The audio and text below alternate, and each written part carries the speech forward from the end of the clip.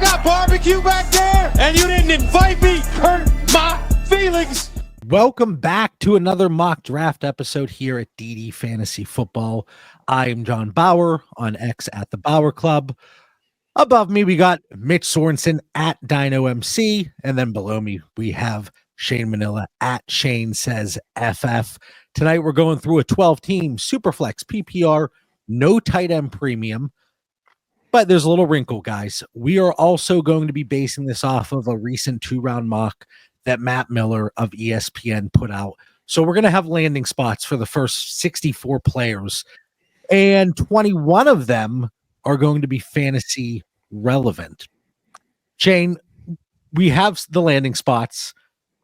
To lead us off here, we're going to have the first round up on the screen now. I'll throw the second up here shortly, and then we'll run through the draft. But player evaluations aside, when you look at the first and second rounds here, what are your favorite landing spots? Like, who really jumps out to you?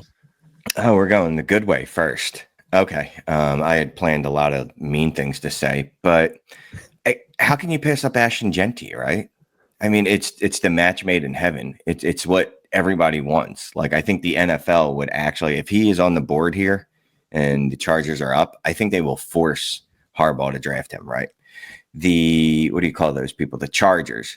They love running the football, right? We heard all about how they were going to run the football last year. They were 13th in rushing attempts per game, and that's with J.K. Dobbins and Gus Edwards and whatever refuse they were throwing out there last year. I can only imagine what it's going to look like when Genty's back there, especially if they don't add to that wide receiver or tight end room. But that's neither here nor there. I think it really won't matter either way. I really love that spot. I don't know how you cannot, right? But I'll say this too about this is Matt Miller's drop. Yeah, his mock. My dude has put people in some really good spots. It's really hard to find spots that you dislike. I really love, like Tyler Warren. How do you not like him there? Burden in Tampa, Ibuka in Pittsburgh, except for the fact they don't have a quarterback, which, that might matter. But yeah, I'd have to say it's Genty. It has to be Genty. I can't imagine that it's anyone else. Now, if this was a tight end premium league, I might say Ferguson, because I would think he would be like a souped up Dallas Goedert. Yeah, I mean, you hit the nail on the head. Like, there are very favorable landing spots here, and that's why it was so interesting to be able to do a rookie mock draft based off of these. So you gave us the positives. Who are you kind of maybe shying away from strictly because of the landing spots in this mock? So it's easy to go right in the first round, right off the bat. Travis Hunter.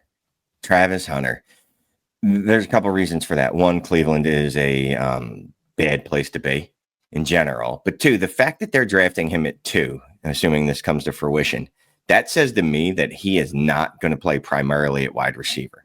That at most, I'm just guessing, ballparking, he's going to be like a 30 to 45% snap player at a wide receiver. Like, it's not going to be high, because if he was going to be primarily a wide receiver, he wouldn't be second overall. Not a chance in the world. He's a good receiver, might even be a very good receiver, but he is not 102 level wide receiver.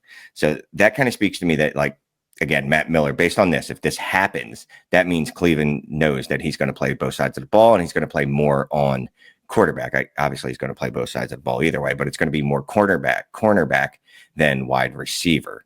And just one other one, second round, I believe it's Jalen Royals, only because the Ravens don't pass a lot. 31st in pass attempts the last 2 years. I don't know where the targets are going to be, right? Because they already have Zay Flowers. They have Rashad Bateman, who you can make fun of, but he still had over 70 targets last year. They have Mark Andrews. They have a history of drafting wide receivers and it not turning out well, which concerns me. So I don't know where the targets would be for him. And I am a proponent of, if a wide receiver does not hit in their first year, they're probably not going to hit. So, if he has a struggling, middling rookie season, I'm ready to move on. I think it portends bad things. I have to update the data from the last couple years, but when I've looked into it, it's shown that if you don't hit certain thresholds as a rookie wide receiver, generally you're not going to be a viable fantasy asset. Jalen Royals was the one when I saw him creep in the second round here. I was like, oh, well, okay. And then you look at the landing spot. And for the purpose of this, we are pretending like this is already happened. Like these landing spots, for the purposes of this conversation, they have come to fruition, and we are drafting based off of that. With that said, Mitch, biggest surprise from a draft capital standpoint that made it into the top 64? It's Quinn Ewers. I don't think he's a second round guy. His best year was probably 2024, but he had, he threw 31 touchdowns, but had 12 interceptions. Gives you absolutely nothing in the run game. He wasn't even good this past year, and he still decided to come out. This is just one of the things to where I have a really, really hard time. I know he has like the best landing spot as far as like, hey, he could start immediately. There's talent around him. Offensive line's terrible, but that's whatever. So like you could get meaningful production early, but I think he's terrible. So like, I just don't love where he's going at all. And not that this is going to happen, because we're either going to have rookie drafts pre-NFL draft or rookie drafts post-NFL draft, but we only have 2 rounds of data here. We only have 2 rounds. We know landing spots. We know draft capital for the 64 players that have been taken. You have players like Jalen Milroe, a lot of the running backs. Obviously, the expectation was that they would not go in the second round, but like Devin Neal, Cameron Scadabo, Ollie Gordon, Dylan Sampson, and then guys like Isaiah Bond, Alec Iamanor. How do you look at this, the way we're going to go through this? And you don't have to show your hand too much here if you want to play it close to the vest. But how do you think not knowing landing spots or the draft capital for third round and beyond is going to play into this mock draft? The fact that we have draft capital and landing spots for these 21 players. Right. We have a lot of tight ends. I think we had 5 tight ends drafted, if I remember, or 4, whatever it was. But there's no tight end premium. So it's still going to boost. I mean, you named half of these guys, but Scadabo is probably going to, if this was an NFL draft, like we're doing the draft right now, this is all happening. You're probably going to see Scadabo go in the second. You're going to see Devin Neal still go in the second. You're going to see a chance for Milroe, maybe Sampson, because the tight ends, like we have their landing spot and it's great they went in the second round, but there's no premium. And we know in no premium, there's probably about 5 or 6 guys that are worth playing each week. And after that, it's a crapshoot. So you're not going to spend your second round draft capital on those guys. All right. So we went through some interesting topics here based on the information at hand. Hopefully you were able to digest the players that went in the first and second round of this mock NFL draft, and then we'll throw them up in between rounds 1 and 2 here as well. But Shane, kick us off here. 101, 12-team Superflex PPR, no tight end premium, start 10 lineup league. Geez, I guess I'm gonna have to go Ashton Genty, and then there's literally nothing to say about that, right? I don't. Is there any circumstance that he is not the 101? Not for me. I mean, he's my 101. Yeah. Okay. Just seeing if there's anything. Unless it's like a draft day movie situation. It's like, oh, he starts to slip. Where's he going? It's now the third round in the NFL draft and he hasn't gone yet. No, I don't know how that's possible that he doesn't go 101 for 98% of the drafts. I'm sure we'll have some curveballs, but yeah. Mitch, 102, and you'll see, because all 3 of us have taken part in several mock drafts. We have so much content on the DD Fantasy Football YouTube channel. We're going to get through this fairly quickly, especially the first round, because, we've been over this time and time again, but knowing the landing spots. And again, that was Ashton Genty at 22nd overall to the Los Angeles Chargers. All right, Mitch, 102. I don't even make a surprise. And I already, people are going to notice the names are very small on the graphics. I did forget to switch out the names for the previous mock. That's my bad. Hate on me for that in the comments. But Amarian Hampton, Chicago Bears, second round. He's, as far as what I have seen, everybody in the DD community pretty much has Amarian Hampton as the second running back. If not, they have Henderson. Hampton just gets the great spot with Ben Johnson. Having another running back there doesn't have to worry you, because you've seen what Ben Johnson can do with 2 running backs already. I think Amarian Hampton can be looked at a more powerful David Montgomery. And I think that's exactly what the Chicago Bears need. So like that was the great thing about this mock draft that Miller did is these are great spots. So they're really fun to talk about. And it really sets up these top two. And I think that Genty, that 101 would really skyrocket in value if that's where he goes. I think the same thing with the 102 is you're going to see a big boost in value if we do get landing spots like this. All right. For me at 103, I'm going to take Shedeur Sanders, 6th overall pick, Las Vegas Raiders. I know a lot of people, they're looking at Cam Ward as the quarterback one in this class. I honestly don't have a lot separating the two. But if I'm choosing between a situation, and it might be a short-lived circumstance, but you have Pete Carroll with the Las Vegas Raiders, I think that's going to be a positive situation for Sanders. And he's able to play with Brock Bowers. You still have Jacoby Myers. And I know you could sit there and say, well, the Giants, they have Malik Neighbors, but I think we can get more from Shedeur Sanders in that situation than we will from Cam Ward when you look at it with the Giants. So he's going to be my 103. And with a Philadelphia fan on the show here, I couldn't go a New York Giant. I couldn't do it to him. Yeah. So over to you, Shane. What do you got with the 104? I mean, look, as long as you're not picking Kansas City Chiefs, then I'm fine. Oh man. It already gets interesting to me, right? Like, do I just keep pounding running back? Do I go Cam Ward here? And again, the way we're drafting, just so people are clear, I'm not drafting like this is all one giant Shane team where all the picks say Shane. So I'm not thinking like, well, I can go a player here and then on the backside, I'm going to get this other player, at 108 or whatever. I don't know what the math is. Nope, don't have. Oh, I don't have the 108.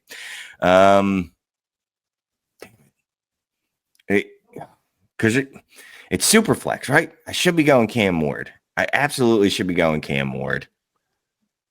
I am going to pull a page out of the book last year.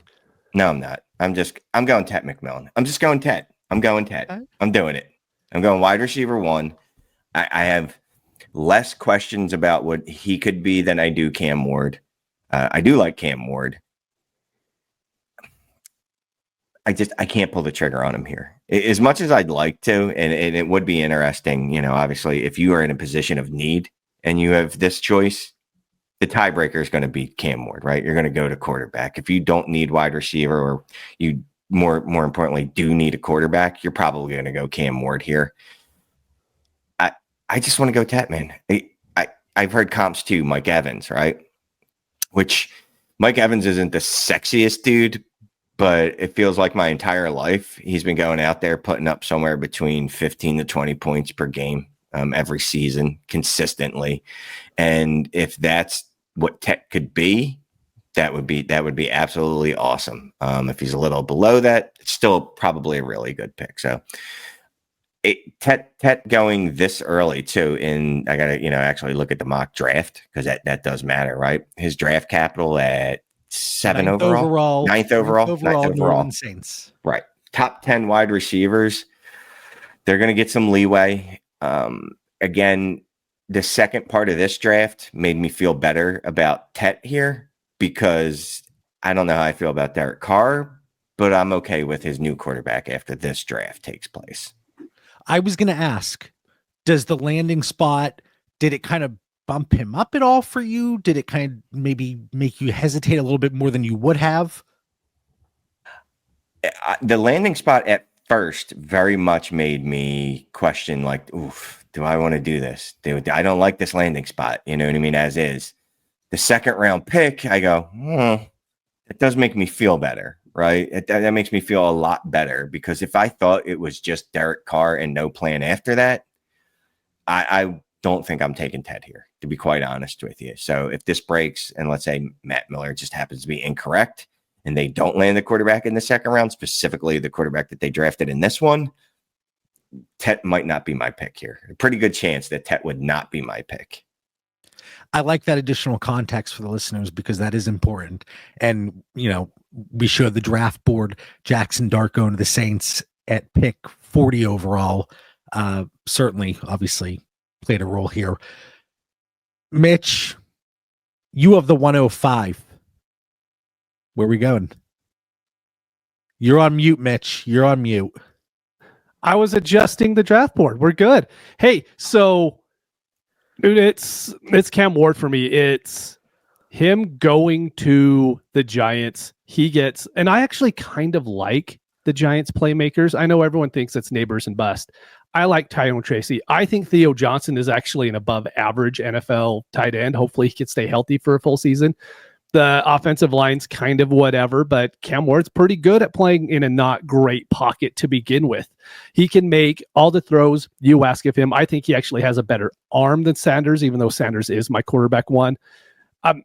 Like so far, everyone's really down on this 25 draft, but like looking at this and having a feeling on the way that it's going, I really love this draft, and I'm not trying to trade out of it. Like you hear a lot of people being like, hey, give up your back end random 25 first for a 26. I'm like, I'll just make my pick here. So far, I'm really happy with it.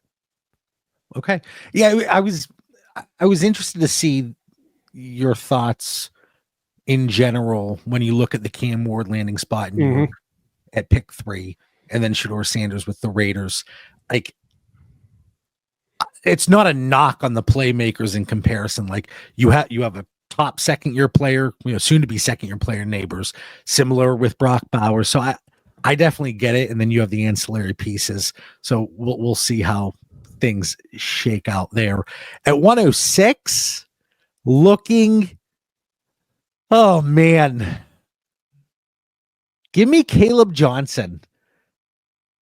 51st pick off the board, getting the second round draft capital, going to Denver, where the run game was just absolutely abysmal.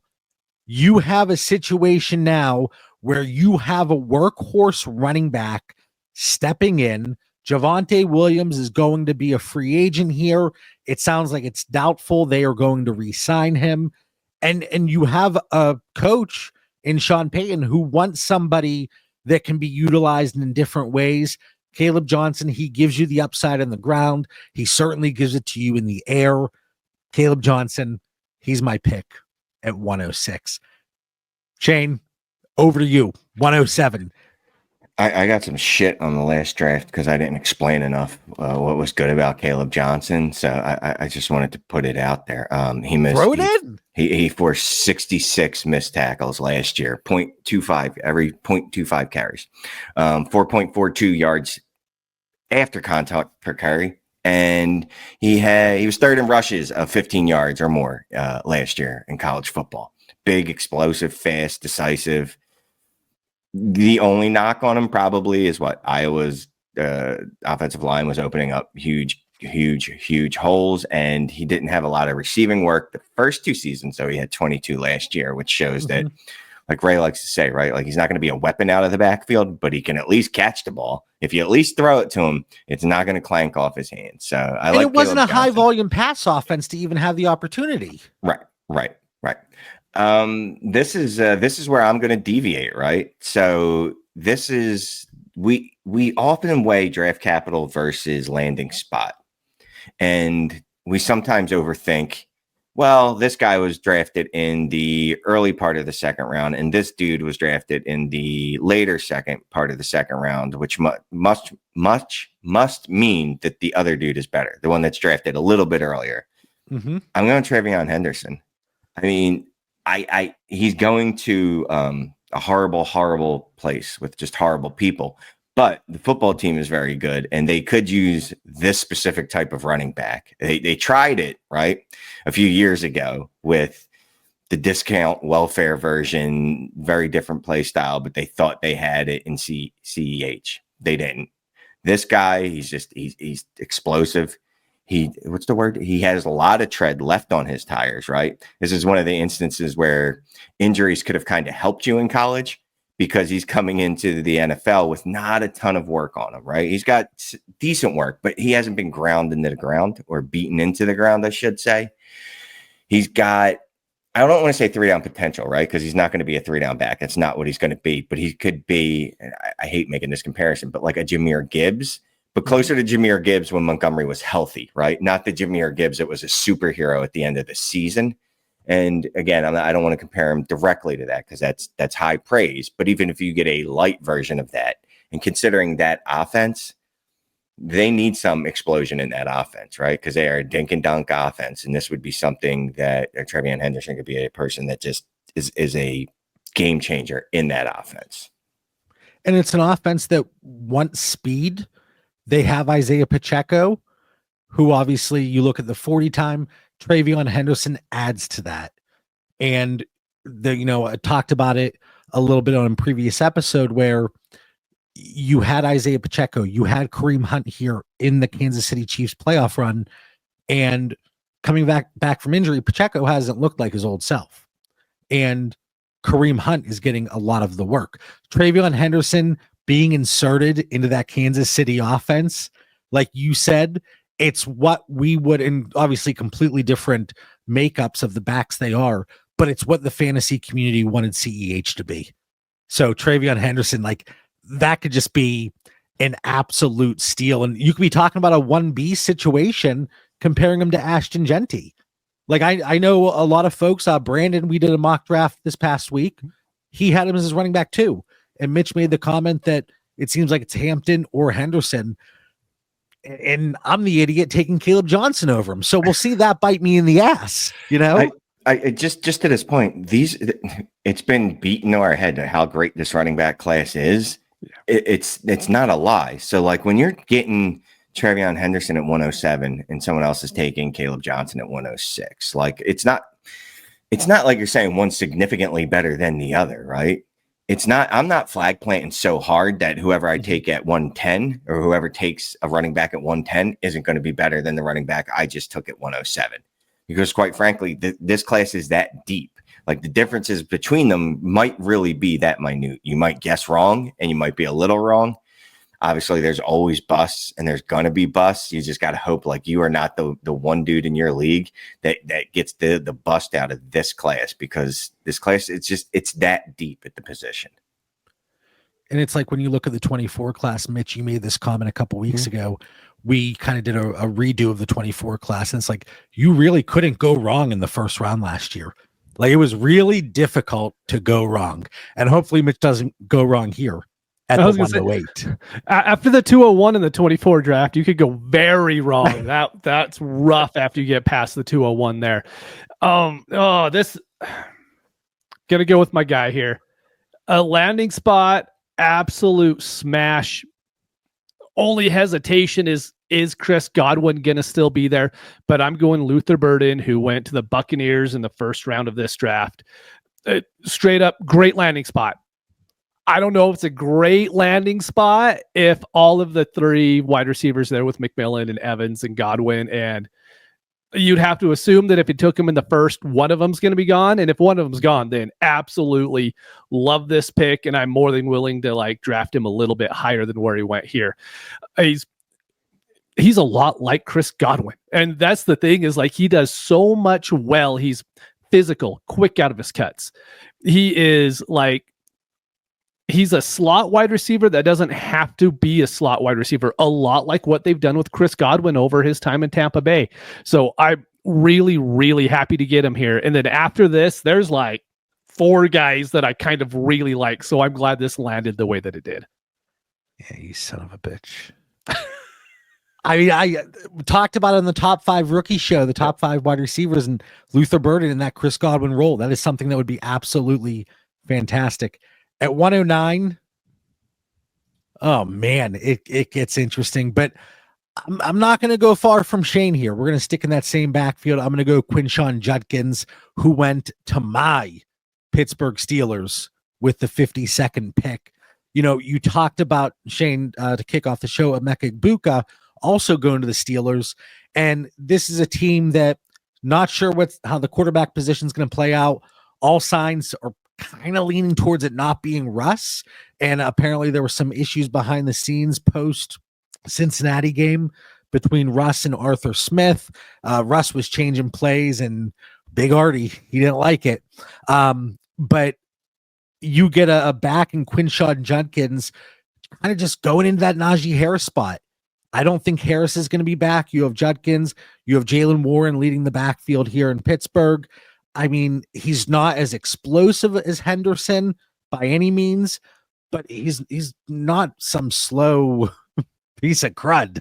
So Judkins at the 109 here, just with the landing spot and in this format in particular, I can't pass on him here. I picked him over Henderson in the last mock draft I did, right? But that was, again, without landing spots. That was just basically pulling it out of our ass. Assuming, let's just say, I know we're working in the universe that this is what happens. I could easily flip the pick I just made if the situation changed. Like if, Judkins landed in Denver or he landed in Kansas City, like it's that close.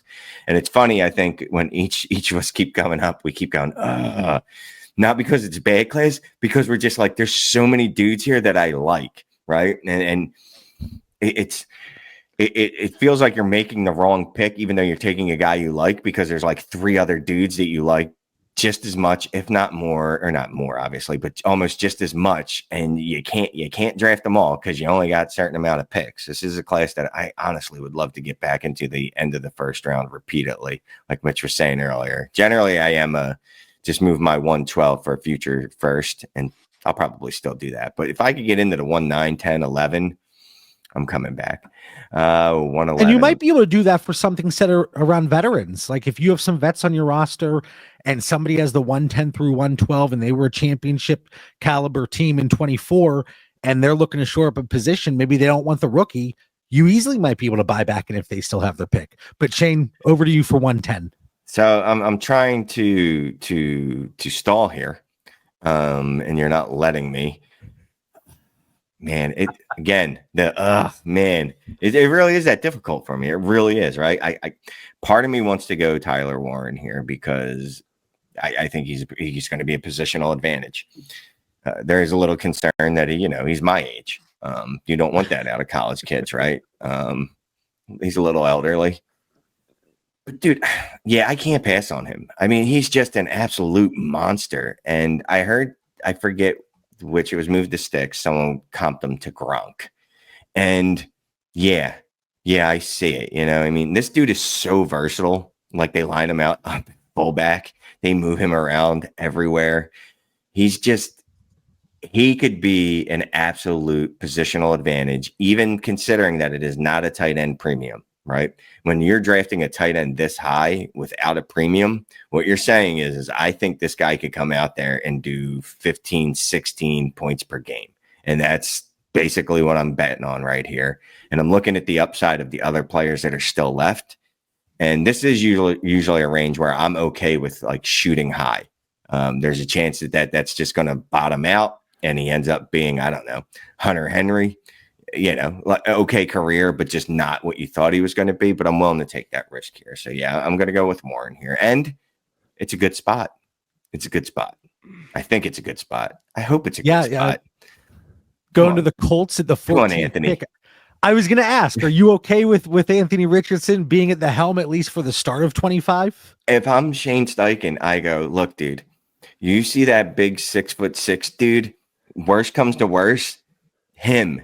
Just throw it to him. But he's a downfield threat too, right? And Richardson is actually very good at as a deep throw passer. Now that the sample size is small because they only let him throw like 6 times a game, but percentage-wise, he's pretty good at it. So I'm talking myself into it, but that's also probably why he would fall to 110, right? Is the little bit of concern that it's Anthony Richardson and then I don't know, whatever their backup plan is going to be. Obviously not Joe Flacco this year, but there's the non-zero chance that Anthony Richardson actually, I don't know, studies and learns football stuff this summer because he wants to save his career. Maybe he's a smart enough kid. He seemed to get better relatively from the time he got benched to when he came back, right? And his teammates at least spoke about how he's doing things differently. So there's my hope that, yes, he will be fine next year, at least fine enough that he can support Warren. And he's versatile, over 20 carries in 2024, so he can be used in different ways. And if you remember, not that he fell to 110, but there were murmurs, I don't love the Raiders landing spot for Brock Bowers. maybe this is why I wouldn't have him super early, middle of the first. Okay. But spots change, situations change. And that's kind of like when I was talking about with Shedeur Sanders versus Cam Ward, I even said like it could be a very short-lived situational advantage. And even Mitch was like, I don't know if there is a situational advantage. So it's interesting how we see it. But yeah, Tyler Warren, 14th overall, Indianapolis Colts, giving Anthony Richardson another weapon there. Mitch, 111. What do you got?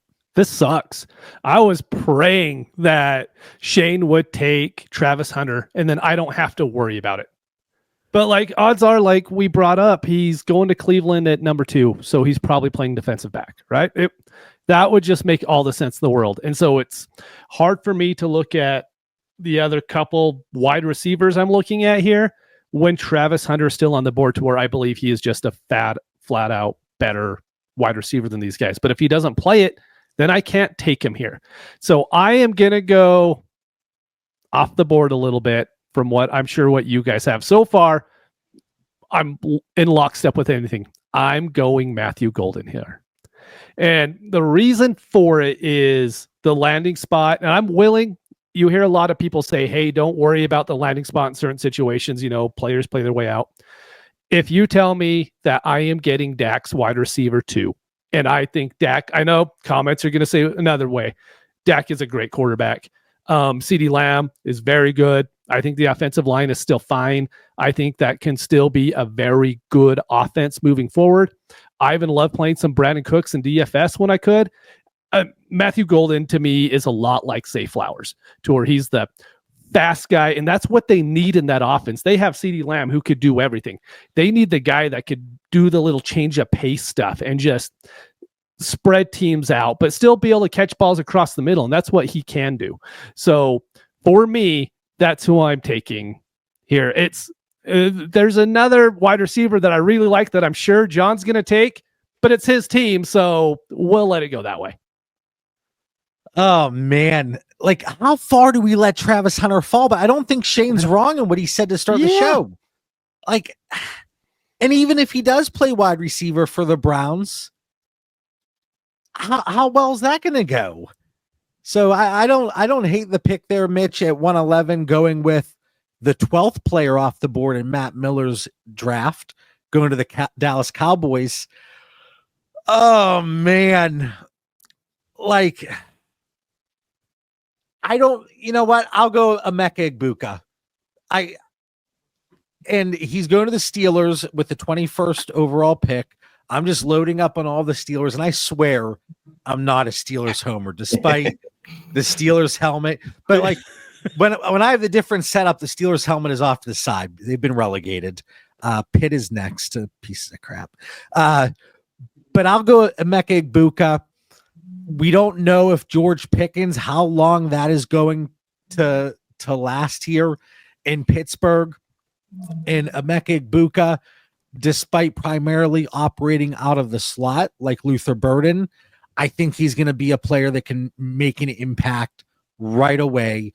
We saw what he could do very early in his career at Ohio State. Then he had some injuries, but I think he's obviously going to get the first-round draft capital, and in this situation he did. So I'll go Egbuka, hopefully being a playmaker for the Steelers, and we'll see who is at the quarterback position for them. All right. Just to reiterate here for everybody, this is the first round, Matt Miller's mock draft. Everybody is off the board in the first round except for Travis Hunter, who went 102 to Cleveland, and Colston Loveland, who's still floating out there, 20th overall to Denver. And then we got the second round. We have Quinn Ewers, Elijah Arroyo, Mason Taylor, Jalen Royals, Trey Harris, and Terrence Ferguson. And then I'm waiting, guys. I'm waiting to see who the first player that is not in the first two rounds, when they're going to go. All right, Shane, 201.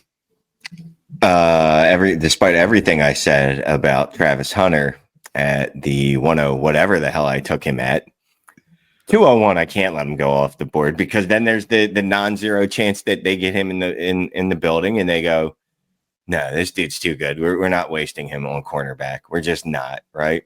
We're just not going to do it. There's also the non-zero chance that he looks at the math and goes, wait a minute, how much do top end wide receivers make? And like, I have to be like, I don't know, Patrick Surtain or Jalen Ramsey to get paid like that. When if I'm, I don't know, just a mid-ass wide receiver, I'm getting $15 million a year at this point. So this is a shoot. This is as late as I think you can let him drop, right? Because again, if it doesn't happen, you lost out on the 201. If it does, you might have one of the best players in this draft. It's a pretty stark, you know what I mean, difference.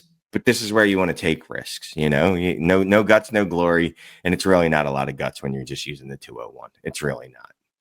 And I know, just like in previous videos, comments are going to trickle in. How did you guys let Travis Hunter slip to the 201? I just hate the uncertainty. I hate not knowing. Give me some clarity, because he's going to be a good wide receiver. He's going to be a very good wide receiver, depending on how much he plays. So at the 201, like you said, Shane, the range of outcomes is like this, but you're risking a second round pick for potentially elite upside. I think that's going to be the steal of the draft when it's all said and done here tonight. The funny thing is, if Travis Hunter would have went 106, 107 in this mock draft, would have been like, oh, hey, he's probably going to be a wide receiver. We would have drafted him 5 picks earlier. But since he won at that 102, we're like, no, wait, hold on. He's probably defensive back, which is probably the case. Exactly. And again, people keep bringing this up in the comments like they're not listening to us. They're just looking at the number. Like we do not know how else to explain this. If he was a wide receiver only, and we, like you just said, if he got drafted at 115, I don't even know who drafts at 115, but you know, for example, like you said, yes, he is going earlier than this. He's probably going right after Tet. He's the wide receiver 2 of the class, but that's not the circumstances that we have in this world. All right. So Travis Hunter, Shane leading us off there at the 201, Mitch 202. I appreciate Shane doing this again to me. Oh, and really quick, I know, I think we said it several times, but that was the Cleveland Browns' second overall pick, Travis Hunter. Yes. All right, sorry, Mitch. Jackson Dart going to New Orleans in the second round. To me, we've seen this scenario play out so much to where these bad teams who are drafting early in the second round will see Carr play for a few weeks. The team's not good. Then all of a sudden we see Jackson Dart get a chance, and hopefully he's able to perform on the field. But when that happens, you do have a great sell window. Or if you could be like me, and I actually think he could end up being a decent quarterback in the NFL, then I'm really happy to take him at the 202, and I'm willing to wait out Carr either playing out this year or doing well, getting traded, whatever happens, because I'm only using a second round pick on him. I'm not using a lot of draft capital. You know, this is someone you could trade for a vet at any point, and you could probably get someone off a rebuilding team. They're like, hey, I'm rebuilding. Well, hey, let me give you my Jackson Dart. You give me your perfectly healthy Chris Godwin that we've already brought up. He's just a guy that he's rising. We all knew it was going to happen. Senior Bowl started picking up. Now, all of a sudden, there was a lot of talk 3 weeks ago that Milroe, quarterback 3, Jackson Dart's not even talked about, right? Now, all of a sudden, Milroe's not even in the top 2 rounds of this mock draft. But Jackson Dart, for just about everyone you listen to now, he's locked in as the quarterback 3 and quarterback 2 to some people. And if that's the case, you have to take a shot here early in the second round on a guy like that. In this draft that Matt Miller put out, it came out a few days ago. So we very well could be talking about Jackson Dart in the first round of the NFL draft. And I know, Shane, I've seen your comments in the DD Discord. You're all about Jackson Dart. You love the hype. I just look, it's funny. Me and Mitch kicked off this Jackson Dart season, right? It was a competition. And I'll tell you, no one cares about inside baseball, but whatever, they're going to get it. So I was talking to Ray and Scott because a mock that we were doing was going to be the first one that dropped. But they had already recorded one with Mitch that was going to come out after that. And we're talking about it, and I'm just going, and I go, this isn't going to be clickbait, guys, but I'm going to be taking Jackson Dart in the first round, and people are going to talk shit. And they both go, oh, Mitch already did that in his. And I was like, where? And then I forget what number they told me. I was like, all right, I'm taking him one spot before that. The thing about Jackson Dart, it doesn't matter. I say this a lot. It does not matter if I like him. Like Mitch just said, the community likes him. And you know how I know that? Because I was at the Senior Bowl, and no, I am not a scout, in case anyone's wondering. I didn't see anything special, but after the Senior Bowl, everyone else still loved him, which means either they are willing to overlook whatever he didn't show there because they think that much of him, or he looked better than I realized. Either way, the community likes him. I think Matt Miller's draft probably has him a little lower than he'll actually really go in real life. So there's also that. And I think he will end up being in the first round of a lot of rookie drafts, unless there's a Malik Willis, Matt Corral fall that we don't, that I don't foresee coming for him. Mitch, just for reference, for additional context, let's say Dart were to go to the Steelers at 21st overall. Oh, Lord. Does it change? And I'm sure it does. In this draft, I would take him. I mean, I didn't have the 110, but that's where I would have him. Yeah, it would be right in that range because I would, in a no tight end premium, I would probably still take him over Tyler Warren. Okay. All right. At 203, I'm going Trey Harris, Washington Commanders. Pair him with Terry McLaurin. Pair him with the Rookie of the Year, Jaden Daniels. I know this is all music to your ears, Shane, in the what is it, the NFC East, right? Yeah. But Trey Harris, 61st overall, Washington Commanders. I've said this previously. He's a big play waiting to happen. Absolutely fantastic, especially against man coverage. And I just think pairing him with Jaden Daniels, that is going to be a special duo. So I know he's a little bit older, and I know he doesn't really have that high-end speed that a lot of people are looking at, but he does a lot of things really well. And like I said, really excels against man coverage. And he was still very solid against zone. I think this year was over 4 yards per route run against zone. So he can do it against both coverages. So Trey Harris, 203. Shane, over to you, 204. I feel like you're underselling him too, because all the analytical stuff you sent me the other night, I jumped into the Discord and I'm like, John, I need some stats to back up why I like him. Other than, to me, he's little, like he's taller, but AJ Brown light to me. Right. And John just gave me all the analytical stuff. First in this, second in that, top 7 in this, fourth in this, all the things I wanted to hear. Like, it's like, okay, I'm not just crazy. So John's underselling him. John, and by the way, John is a genius, man. Just pops it out like, here you go. So if you're not in the Discord, first of all, you should be, because you get access to John's tiers. You get access to all 3 of us all the time. You get access to Ray, Scott, all the other content creators. One of these 2 has a promo code. Use that. You get half off the first month. Someone will put it in the description. Look, we all do. If you follow us on Twitter or Blue Sky, just DM us and we'll hook you up with that code. But you really should jump into the DD Fantasy Football Discord. It gets access to the site with the Trinity tool and the War tool. It's the sharpest minds in the game, man. I'm not even going to front. I've been in a lot of communities and a lot of sites, and we're the sharpest ones out there. And I say we, not like I'm at the top of that heap. Just I'm in that mix. You know what I mean? I'm down here somewhere. There's other dudes up here, so don't worry. Get out of here. Anyway, so this is where I'm starting to think I go ahead and get a little wild with it, right? Because it's not like anything I see here. You took the last dude that I was really, really, really looking forward to taking. With it not being a tight end premium, the tight ends are less sexy to me. There's absolutely no way in hell I'm taking Quinn Ewers. Not a chance. If he moves up to the first round, another story, but definitely not here. DJ Giddens.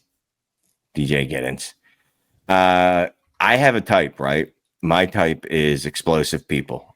Okay, not people that explode. That's weird. But I like people that make explosive plays, right? 25 runs of 15-plus yards in 2024. 7th in the country among running backs with at least 200 carries. The dude's a workhorse. He's going to be, again, I get fixated on the 3-down skill set, even though you might not have a 3-down role in the NFL because it's more of a committee. But when you can play both sides of that committee, even better, right?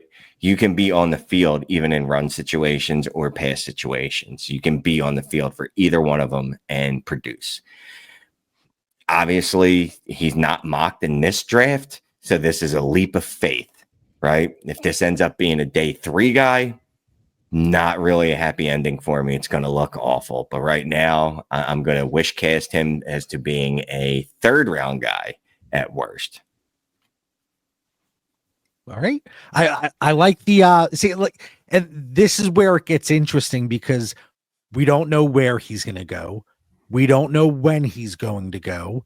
So like you said, just like we talked about the Travis Hunter, even though we know the draft capital and landing spot, with DJ Giddens and with several players that are probably going to come up here soon, there's so much unknown, there's so much upside, but the downside is there as well. So you have to take it into account in how much risk you're willing to take on.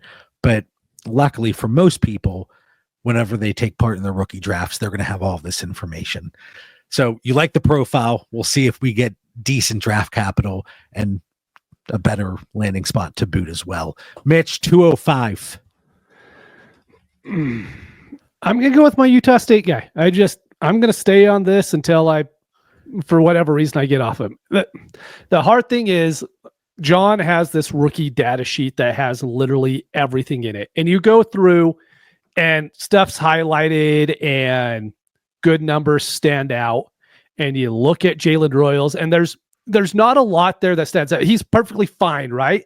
But it's not elite at anything. But when you watch him on the field for Utah State, he's the best player on the field on both sides of the ball. And when you watch him, he is just a physical presence. But he also played in the Mountain West. And so you wonder how well that's going to translate. But I think going to a team like Baltimore could fit him really, really well. I know Bateman did really well this past year.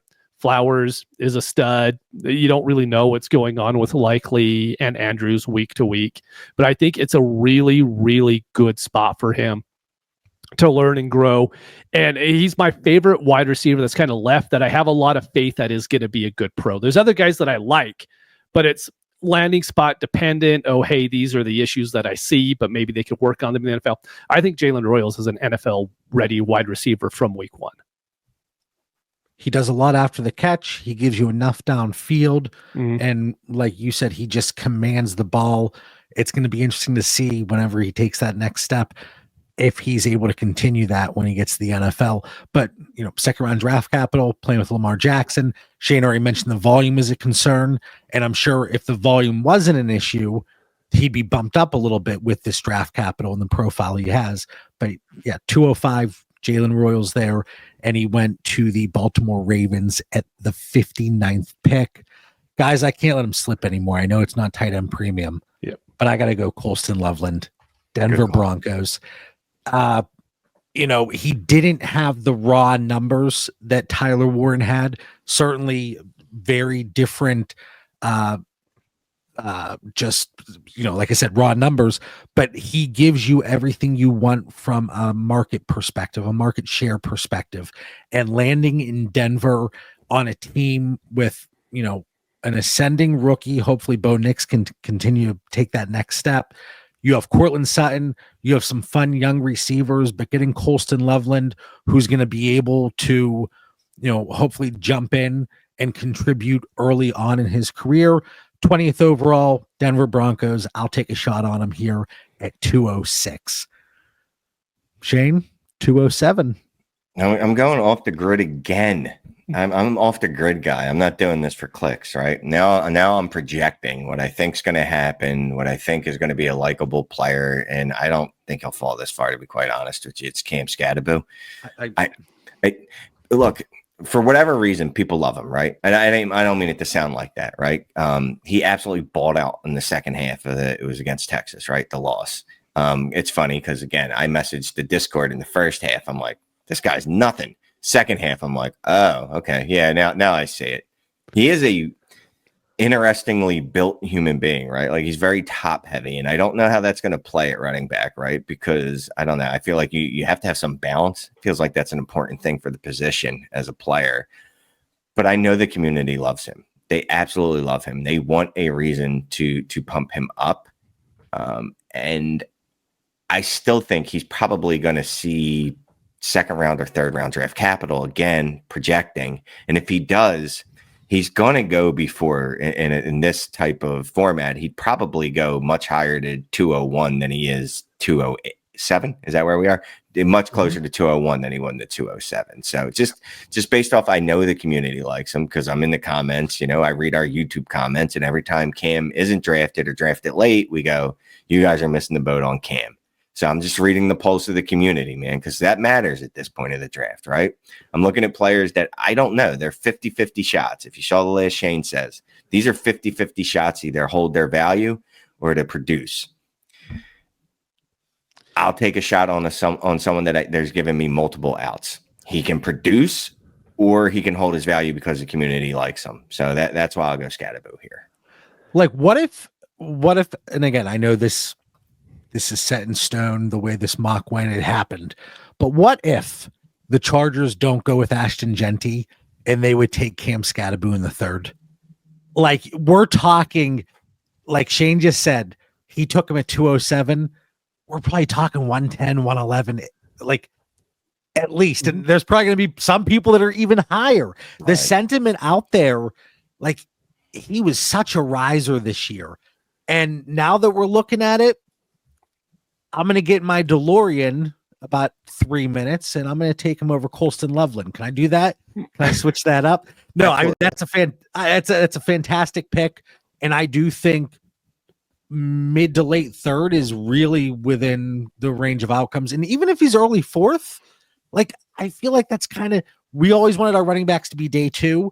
I feel like it's kind of getting pushed back just a little bit. Like, look Bucky Irving, Tracy, you know, there are these guys that are coming in and producing. So I think another, like, Shane here is high risk, high reward.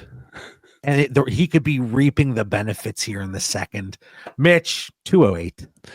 That community sentiment thing is so huge. Like, it matters so much. And you could act like it's not, but it's why a lot of players don't move up very fast in dynasty value, even after a good year, because the community didn't like them going to the draft. So you could have a Cam Scatterboo who has a very good, like, let's say he has a very average season at running back, but the community loved him. Everyone will buy into him going into the 26th season.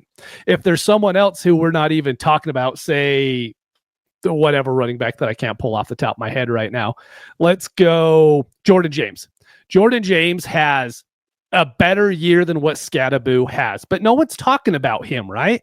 So even if he ends up having a better year in 25, people will still like Scatterboo more as long as he has a decent season. So no, that was a great pick, Shane. Dude, people still somehow like Kendre Miller. Yes, because exactly. They liked him pre and post NFL draft. So sentiment is a real thing. It is a very real thing.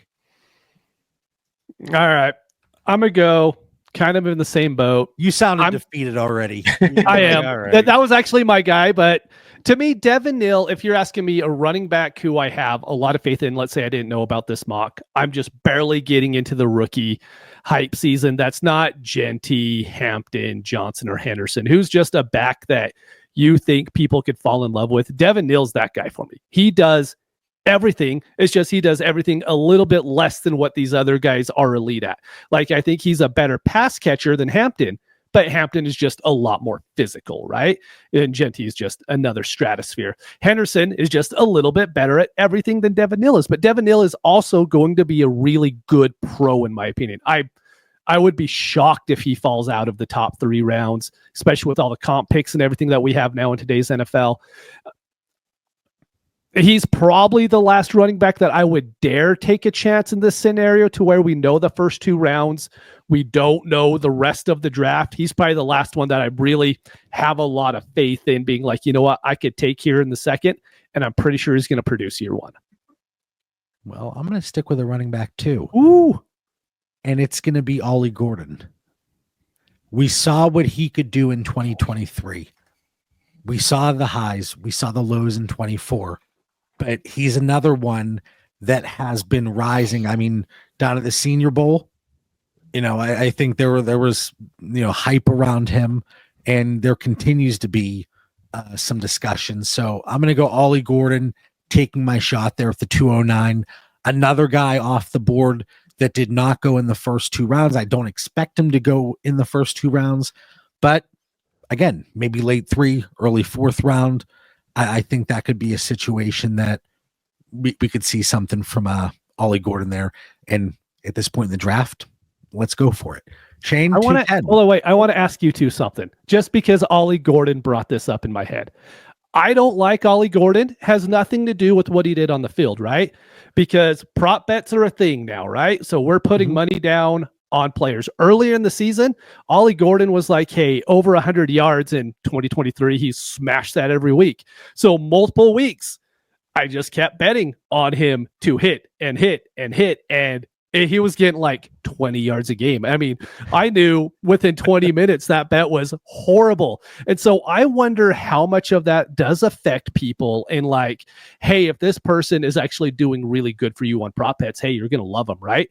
But if it's a guy like Ollie Gordon who had high props early in the season, you put money down on him and you didn't win, does that make it so you actually are further down on him going into the NFL because of it? You understand what I'm trying to say there? Yeah, no. So I kind of talk about this, but not from the prop bets perspective so much, right? But players that we expect more out of, we treat them more harshly than we do otherwise, right? So just an example, I don't want to say Juju because that's a terrible example, but Chris Olave, for example, right? It's not just that like, all right, well, he's a wide receiver too. That's not bad, but it's like, I expected you to be a wide receiver 1, so you're basically nothing to me. And we do that all the time where we're just like, he doesn't matter to me. And I do it all the time too. And then I'll be like, wait a minute, he was wide receiver 18. Like I should probably care a little more. So yeah, it's like you invest emotion or actual money into that player and they lose either your trust or they lose you actual cash money. It does stick in your head and it sticks back in the recesses of your mind. And it definitely affects how you feel about that player going forward. It ties into the sentiment factor, like like a little bit different spin on it, and that's kind of the reason I would like to go Ollie Gordon here, because in 2023 he was high up there in Devy running back rankings, so he was there before, and I think if he gets a decent landing spot and he goes like, and I said that 3rd, 4th range, I think there could be some, people going back to those memories of the good times as opposed to the bad, depressing times that Mitch just brought up. All right, Shane, you got one more pick, baby. 210. Man, this is where it gets a little dicey for me here, right? You shoot upside with a tight end again, right? That just absolutely dominated the Senior Bowl, is just a deep threat, is an absolute unfair human being? Or do you go, well, the format, he is a quarterback.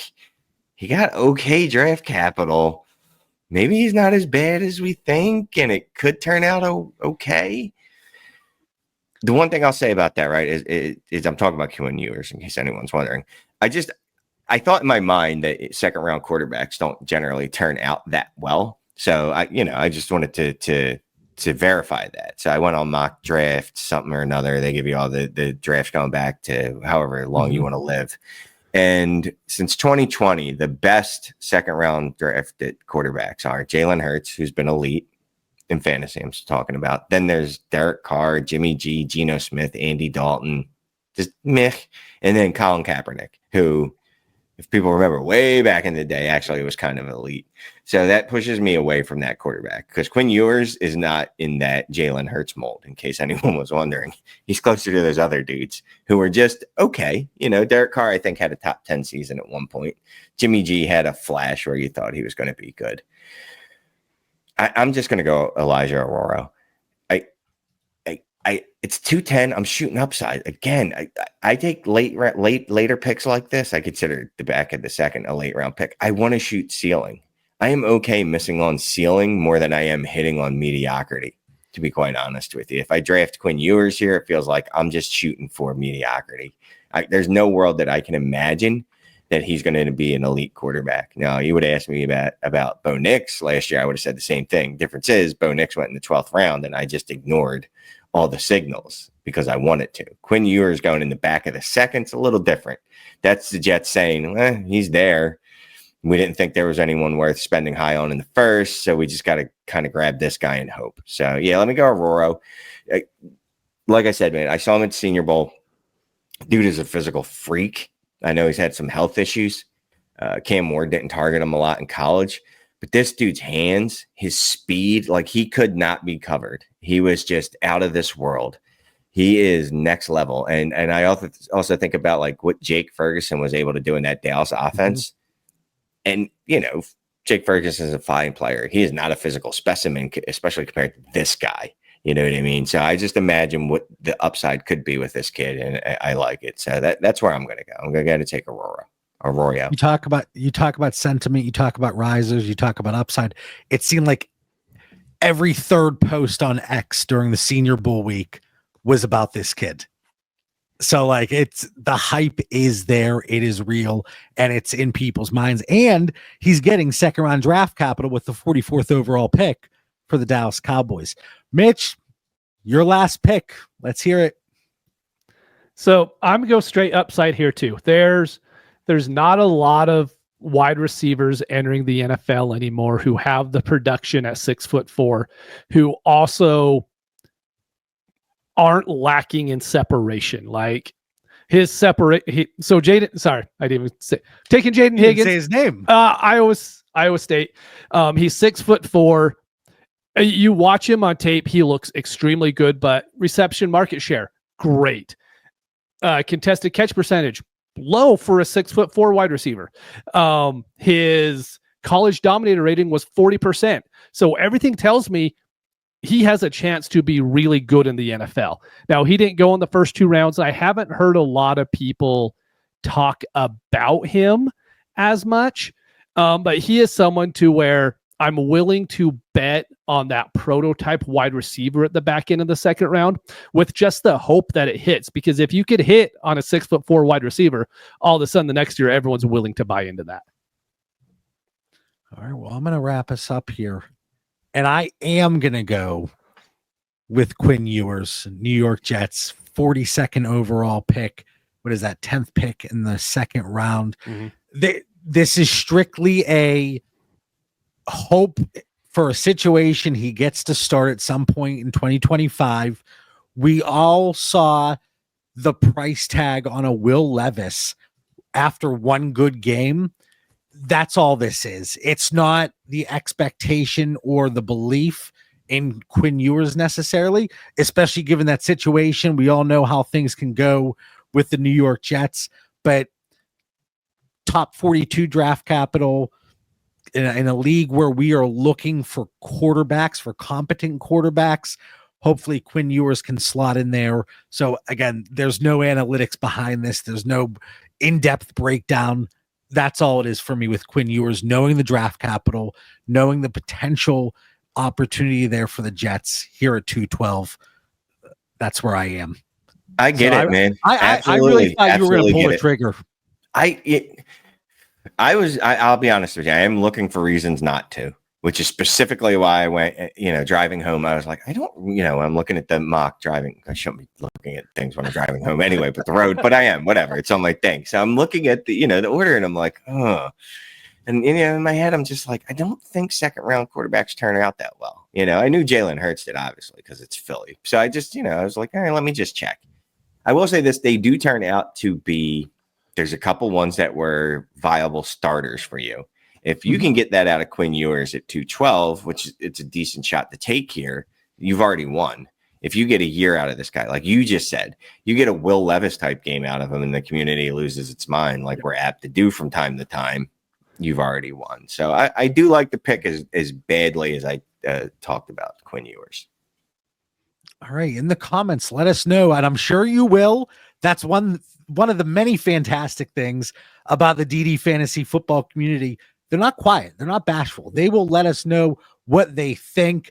Just a recap here, looking at the screen, you can hit pause. That was the first round in Matt Miller's mock draft. There's the second round. Tight ends were the interesting one, guys. We did not go with Mason Taylor or Terrence Ferguson. Obviously, if there were a tight end premium component, there would be a little bit of a difference. Anybody, Shane, very quickly start with you, then go to Mitch. Is there anybody that we left off that if you had one more pick, you would have liked to see in the end of the second? I'm going to mispronounce his name. Elek. Iamaner? Yeah, him. Io Manor. I want to say a Eumenor. Like right. a Eumenor makes sense. Right. And I'm probably going to mispronounce his name for a good 6-7 years. If you ever heard me say Jonnu Smith, you understand there's just some things that unfortunately I messed that one up too. Right. I'd say him again because right now, I'm looking at the mock draft database and it's looking like third round. But I hear his name so many times on other mocks or other fantasy podcasts. And I do listen to fantasy podcasts mostly because I want to get a pulse of what the rest of the community thinks, right? I want to hear what the rest of the community is hearing from other podcasts. And his name keeps getting thrown out there. And it's getting thrown out there by guys that watch college football, that fancy themselves as type of, I don't know, quasi scout / fantasy analysts, right? And I don't mean that to sound the way it sounded, I promise you. But you know what I mean? So a lot of the people that listen to that take that to heart and they go, oh, well, if such and such likes this player's probably pretty good. So let me draft him a little earlier. Besides that, he's got good size and he produced really well considering that his quarterback situation was ungood. So, and I think he's one of those guys that definitely could have fit in here somewhere. Like you said, the tight ends, if there's any premium, both of those dudes would make it in here. Both of them, Mason Taylor and Terrence Ferguson. Mitch, where does Jalen Milroe need to go in the NFL draft from a draft capital standpoint to get him into these top 2 rounds? Or should we have maybe taken him with the hope that maybe he goes in the third of the NFL draft and just by chance gets a shot? No, if a quarterback isn't taken in the top 2 rounds, I don't draft him pretty much. Am I willing to in the back end of the 4th because I have multiple picks in the 4th? Sure. If I have one pick in the 4th in a league, I'm not going to do it. Like I don't even look at it portfolio wise. I would rather pick someone else to have on my roster. And then we really see the big discrepancy. You see Matthew Golden going 12th overall to the Cowboys, Isaiah Bond not in the top 64 picks. So that certainly has flipped. Again, make sure you drop a like on the video. You're subscribed to the channel already, but if you're not, double check that. For Mitch Sorensen at DynoMC on X, Shane Manila at Shane Says FF. I'm John Bauer at the Bauer Club. We'll catch everybody next time. Peace.